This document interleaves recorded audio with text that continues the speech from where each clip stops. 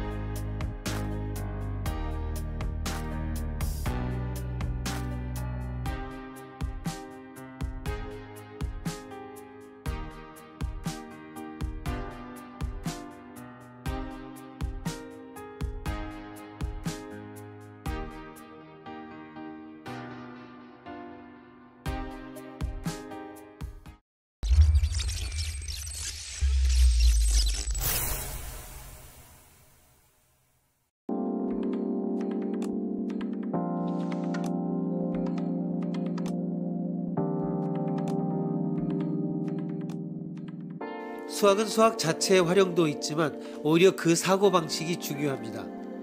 무한이라는 개념 역시 수학적 개념으로 이해하고 활용할 필요가 있습니다.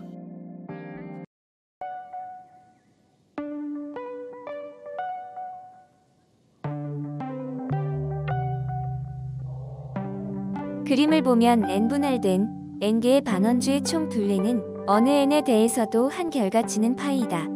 이와 같이 무한히 작아지고 많아져가는 반원주의 총 둘레는 n에서 무한대의 극한으로 직경과 일치하여 이때에도 길이는 여전히 파이다. 그래서 반원주는 직경과 동일한 즉 파이와 같다라고 하는 것이 유도된다. 물론 파이는 이 일리는 없다. 논증의 어디가 잘못된 것일까?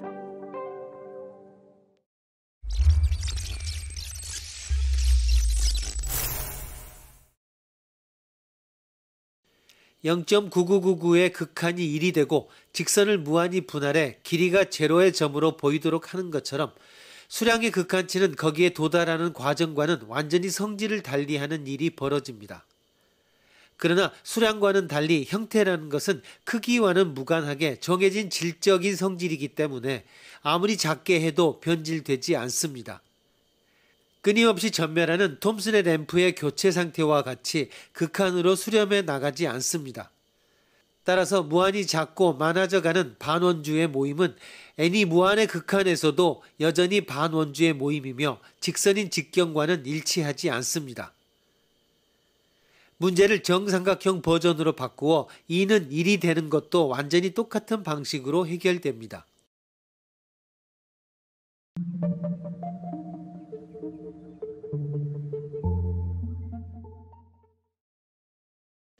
데모크리토스의 딜레마. 원추를 밑면이 평행한 하나의 평면을 따라 절단합니다. 원추는 두 개의 부분으로 나누어져 각각이 단면을 가집니다. 그런데 이 두 개의 단면의 면적은 같을까 다를까? 경우 1. 면적이 다르다고 하면 원추는 계단상의 톱니 모양 윤곽을 갖는 입체가 아니면 안 됩니다. 그러나 정의에 의해 원추에는 그런 층층은 있을 리가 없습니다.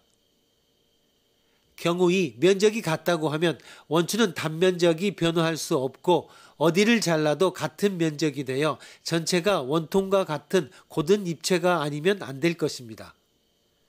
어쨌든 원추의 실상과는 어긋납니다. 그렇죠? 이 문제를 제시했다고 전해지는 데모크리토스는 원추의 부피는 밑면 더하기 높이를 공유하는 원통의 3분의 1이라는 것을 증명한 사람입니다. 어쨌든 분명한 것은 문제의 경우 1, 2가 참인지 거짓인지 의심스러운 면이 있다는 것입니다. 특히 원추로 어떠한 원추를 생각하고 있는 것인가? A. 물리적인 원추인가? B. 수학적인 원추인가가 먼저 애매합니다. 각 경우를 나누어 생각해 봅시다. 경우 1. 두 개의 단면적이 다르다면 원추에 톱니 모양이 없으면 안 됩니다. A. 물리적 원추를 물리적으로 절단했다면 두 개의 단면적은 아마 미묘하게 다를 것입니다. 그리고 그것은 아주 작은 두께를 가진 물리적 평면이어서 자르면 단면과 단면의 중간은 파괴되고 없어집니다. 따라서 절단을 한 후 복원하면 엇갈림의 단층이 남게 됩니다. 하지만 이것으로 절단 전에 원추에 톱니 모양이 있었다는 것이 증명되지는 않습니다. B. 수학적인 원추를 수학적 평면에서 절단했다면 두 개의 단면적의 차이는 없을 것입니다.